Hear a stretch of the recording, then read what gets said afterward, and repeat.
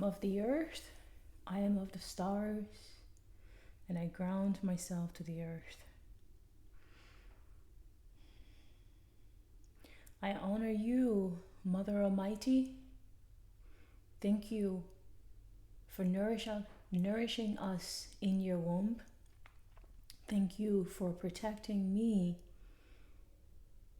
and providing a lot of healing and more as I reside in your womb.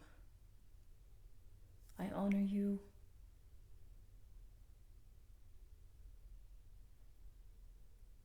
I honor this blessed day of Venus Day. I honor you, Mother Venus. Thank you for all that you mean to me and we.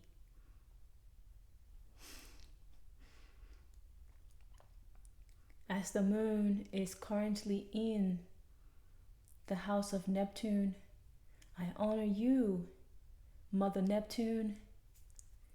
Thank you for all that you do for me and we. I'm so very grateful to you, my galactic elders, Mother Neptune, Mother Venus. Thank you all so much. And of course, not forgetting Cosmic Mother. Thank you, Cosmic Mother, for governing in the way that you do and healing and nourishing us all. I honor you, Cosmic Mother. I love you all. Thank you, my galactic elders.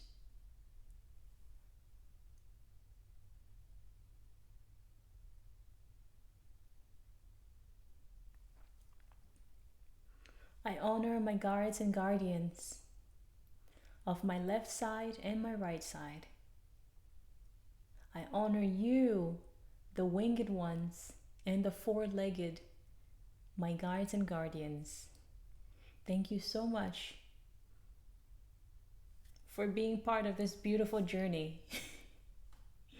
Yes, thank you. I honor you, the mineral beings,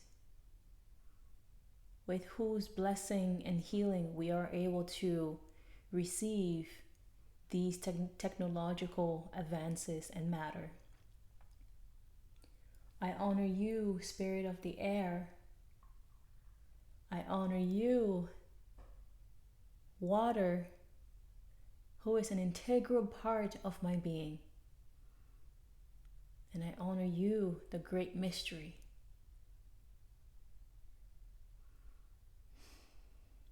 I honor the center that is in eccentric of my being.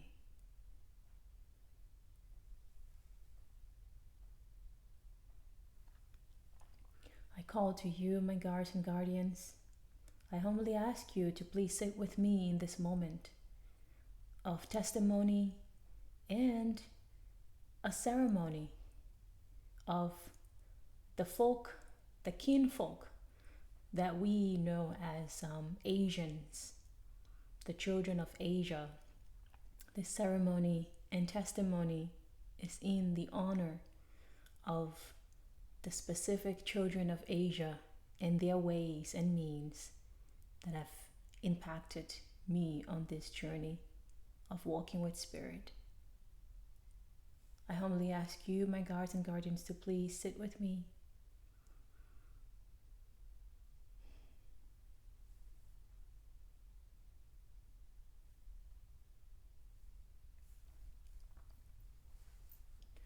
Greetings all my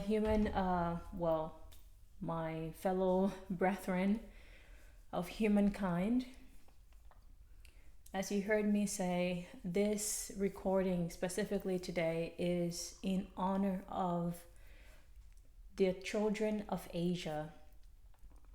And the ceremony is in two parts.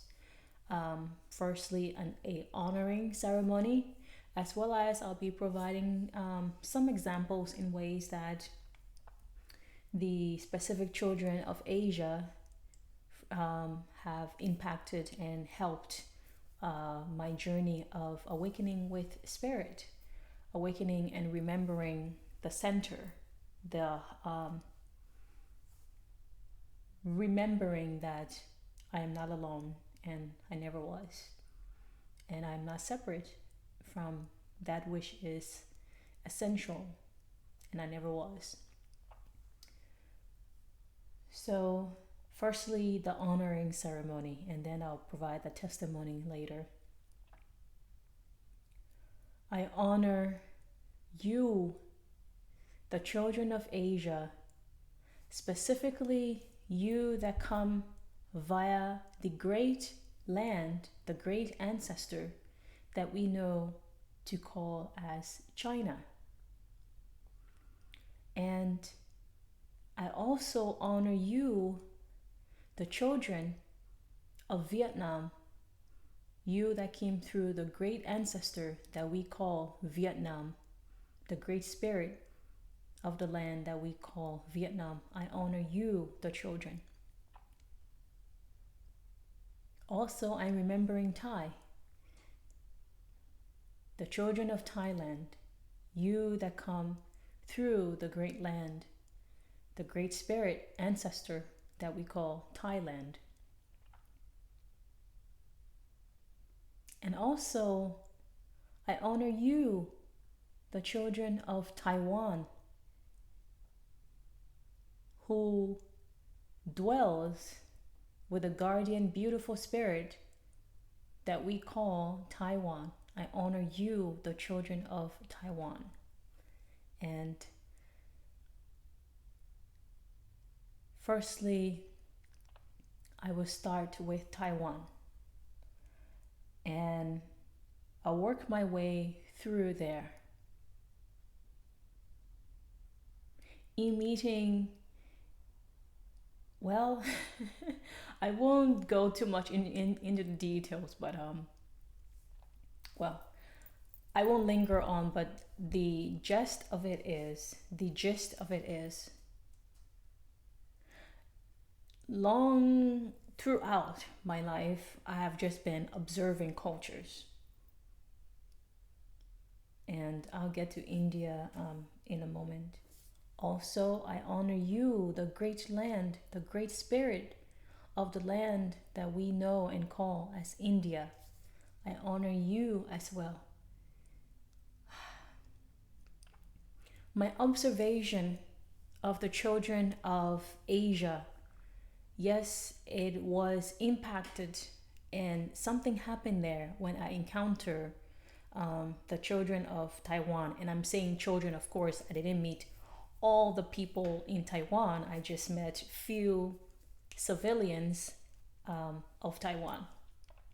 But throughout my journey of walking this earth, I have witnessed the children of Asia, specifically from India, and then, Chinese people, how they carry themselves, the way they be.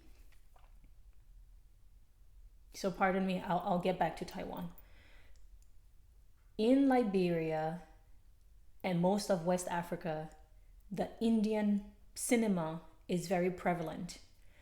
And one of the things observed about the ways that people be traditionally is how women carry themselves, the garb that they wear, the symbol that they adorn themselves with. And that is very important because for a long time, as a child and as an adult, I have observed that. And although, yeah, I have observed that and I have found it to be very beautiful and astute and regal, the dignity of it all. So I honor you, the children of India, the women of India, for carrying yourselves in the way that you do as you adorn your traditional garbs, like the sari. Oh, I've just found that so beautiful. Yeah. So I really want to acknowledge that in that sense. And I'm remembering now that I took Hindi in school, and of course, I could have taken French, which is the language that I've spoken from West Africa for a while now, but for some reason I chose Hindi. And I'm grateful for that because in encountering the letters and the symbols and just navigating that in learning Hindi, it was very, very refreshing. It was refreshing. It wasn't difficult, it was just refreshing. And I'm grateful that at least I can, when someone asks, um, what is your name? Then I can say, Mera Naam, and then explain. And then when they ask, Kon se deho, I can know, oh, they want to know where I'm from. So, and and I'm grateful to be able to acknowledge love, love in the language of Hindi. So, and yes, of course, it's one of the many dialects and languages there, but I just wanted to share my experience in encountering the great ancestral land that we call India. I'm grateful that I engage with that beautiful essence in that way. And there is respect in my heart for the great spirit of India and its children. So I'm grateful. Thank you. I'm grateful. And another acknowledgement of how the children of India perhaps have helped impacted my journey is I remember in terms of symbology, symbol aspect, there are figurines that the or some of the children of India, I shouldn't say all of them, some of the children of India, will pay respect to. So through the movies, you would see there will be a specific beautiful figurine. Oftentimes, sometimes there will be like a flower that they will put around its neck, or there will be an incense, there, and then they would pay respect to it. As a child and as an adult, although I did not understand it, what I saw in the action was respect. And this trend has and is carrying and is very, very important for my spiritual journey as far as awakening. Respect was what I see there. Okay, so starting with that, and then moving on to the is there a specific country? I would say I will get to Taiwan in the testimony of how the children of Taiwan, the few people that I encounter, helped. So my two roommates back in school, they were saying something. At that time, we were all cooking. They were saying something, and I believe the other lady wanted to get the cook spoon. So she said something, and I went ahead. I gave her the cook spoon. She was, of course, she's speaking Chinese the entire time, and she was shocked. So we just chalked it up to lucky guess. And then she was saying something, as we were cooking. She wanted one of us to reach and get her the tomato. I got her the tomato and I gave it to her. Mind you, till this day, I cannot tell you what happened. All I will say is I trust in my heart. I believe there is a connection there. So when it happened, I believe 3 times. Both of my roommates, I mean, it was 3 of us in the dorm, that we shared. Both of them, they were just giggling. They were like, "You speak Chinese?" I'm like, "Oh well." They didn't say speak. They're like, "You understand Chinese?" I'm like, "Maybe it was lucky." They're like, "No, it's not lucky. It happened 3 times, and we said something in Chinese, and then you just went and gave us the stuff. How is that possible? Come on, tell us. You understand?" I'm like, "I don't know." It's lucky. We all laughed about it. That was a very important encounter that reside with me till this day. Till this day. I don't know how I understood what they said, but I simply understood. They went on to just become a little bit uncomfortable talking about their day and whatnot in front of me, so they would just go in their room. And I feel bad about it because I'm like, I don't know. I don't know how I knew that, but I don't know. But they were just like, yeah, we're not taking chances. We won't discuss about stuff in front of you. We had a beautiful time, of course. That was just something that happened. They still spoke Chinese in front of me, of course, but that was that.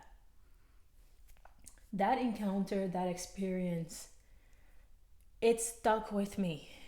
It stuck with me because prior to that, I, of course, am aware of Chinese people, of course, and I just went on to started to peek in to watch some of the movies or show about, just that Chinese people put out, like in the language.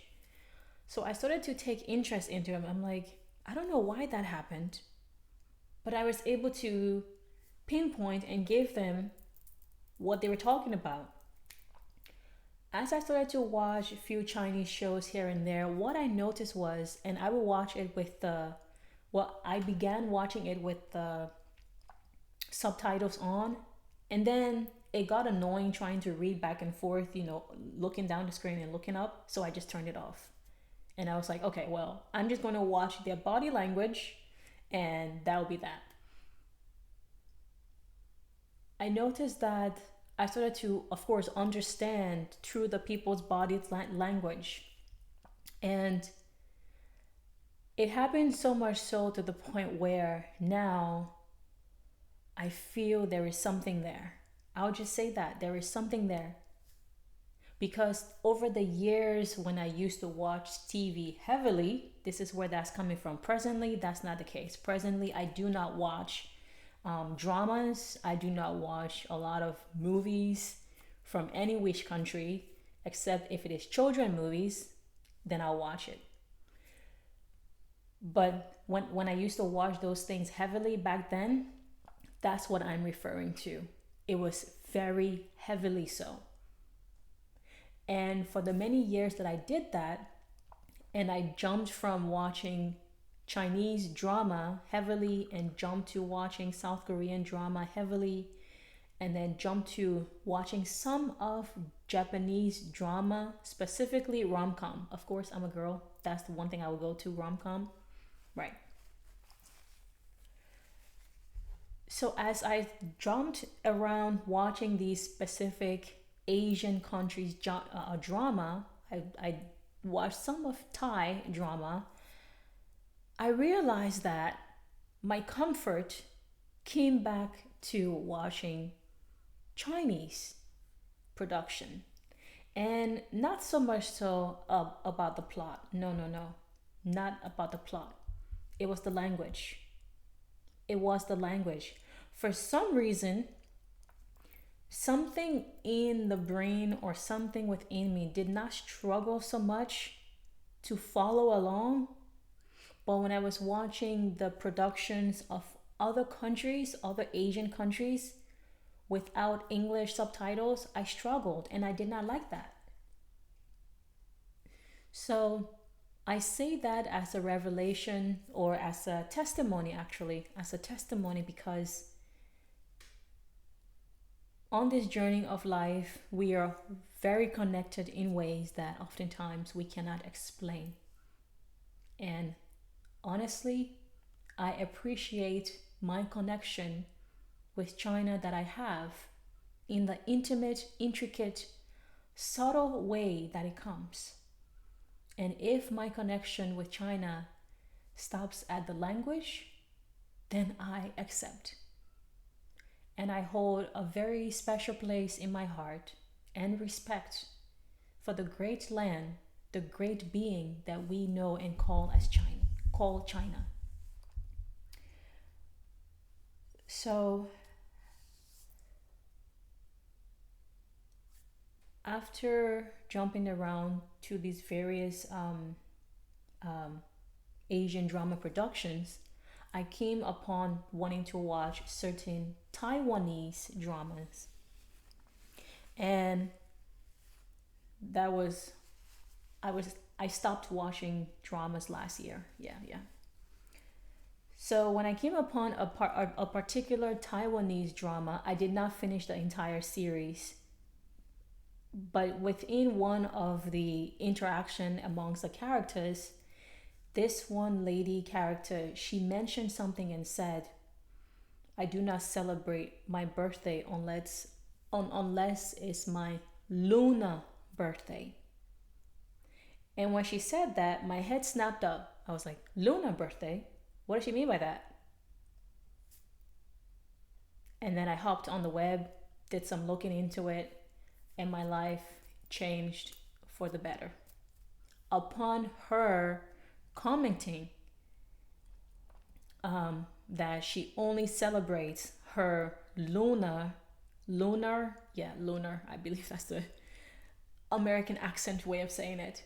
Upon her commenting that she only celebrates her lunar birthday, I hopped on the web, and since that moment, my life has fallen into accord, falling into line, I feel, as I navigate my day to day with the instructions of the lunar days. And it also, I should also mention that because I had a Vietnamese friend and I would go to her house, I also saw that there was a section of their house, placed high up on a shelf where they had statues there for their ancestors. And then there was incense there, some flowers there. So again, the mind pieces that together. Okay, statues from India, people do that. Now people do that in Vietnam. When I go to the Vietnamese restaurant to the Thai restaurant to eat locally where I go to eat, I see that they have statues there as well. And then the mind piece that together, statue. Okay. This is very important to me to remember that, to see that. Along my journey in the honoring of African Americans, I mentioned how they've helped me. In that honoring, what I did not say was, in one of the divination with the African American priestess, shaman that divined me, the examples that she was giving out in ways to connect with ancestors, she mentioned ancestor money. Upon researching that, that is a very Asian practice. Ancestral money is where notes, bills are printed. Of course, it's fake money, if you will. But those bills that are printed are specifically intended, when they are burned, the intention is to send that energy of wealth to the various ancestors that the intention goes towards. So upon researching what ancestral money was, when this African American priestess shaman, when after she had divined for me and she suggested that example, as I was doing my research online about what ancestral money is, I came in contact with several pictures and videos where throughout different parts of Asia, people would craft cardboards that they build to look like houses, and with certain days they would burn those cardboards with the intention of It's like you draw something that is a house, you design it beautifully, and then as they burn it, the intention is for that element of wealth, of safety, because house is a safety, that element of all the goodness that comes with the beautiful things that they craft and put into those animated paper structures, that blessing goes to their ancestors beyond the veil, their ancestors that are in the spirit world. That is the heart of this honoring and ceremony. Why? I'm an African. I reincarnated in this lifetime as an African. One of the strong healing that I had to get up from under is the terrible lies and misconceptions about my ancestors, the traditional ways of my ancestors. And those lies and misconceptions so much so happen to the point where some of us, the children of our ancestors, Africans, have distanced ourselves from the traditional African way.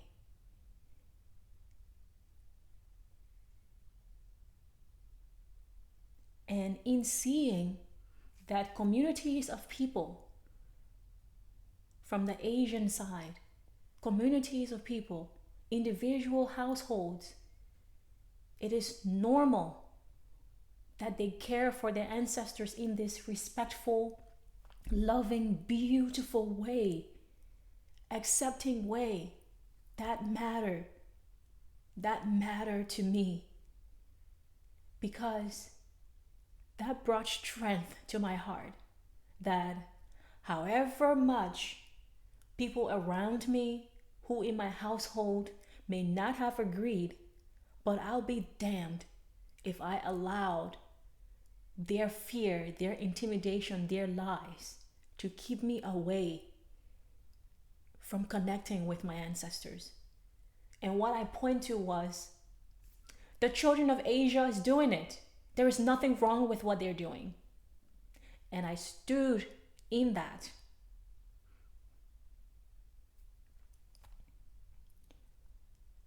I'm so very grateful to the many Vietnamese places and restaurants that when you enter the restaurant, you are greeted with figurines, figurines that have things like banana or glasses of various drinks and liquids in it. But there's like a fruit platter, fresh fruits in front of the figurines as you enter the restaurant. Seeing that is so helpful because it excited me that, oh, well, if their ancestor likes that, my ancestor might like that too.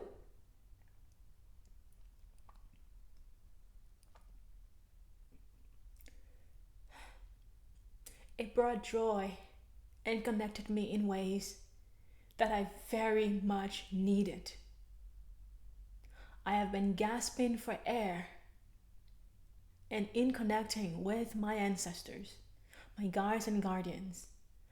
Air flow returned to my life in the ways that it is healthy, that has brought me peace.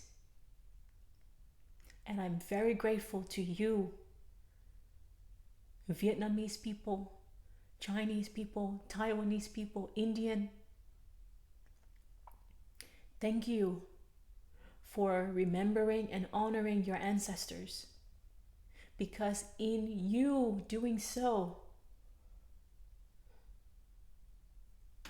I found my way to the right path. I was able to return to what is sacred, what brings me peace, what brings me joy, and more. So I thank all of you. Thank you. It has been a breath of fresh air. I am very grateful. It is true what Spirit says. We all can touch and impact one another. And you, the culture of Asia, the children of Asia, from the many lands that you come from, you've helped me in this way. And I honor you for helping me remember that which is essential, helping me remember that it is okay, it is actually right and just to put up a figurine on my altar in honor of my ancestors, guards and guardians. It is okay to put fresh fruits. It is okay to put an ancestral money, to bring candies and many more, to dwell with them. Thank you all. I honor you. I'm grateful to you for walking your path in truth, in your authenticness. Thank you so much. I honor you, the beautiful, beautiful children of Asia. Thank you so much. I respect each lands that you come from and the collective, beautiful guardian spirit that we know to call Asia. Thank you. Thank you for showing me the way, the right way, the respected way, the honorable way.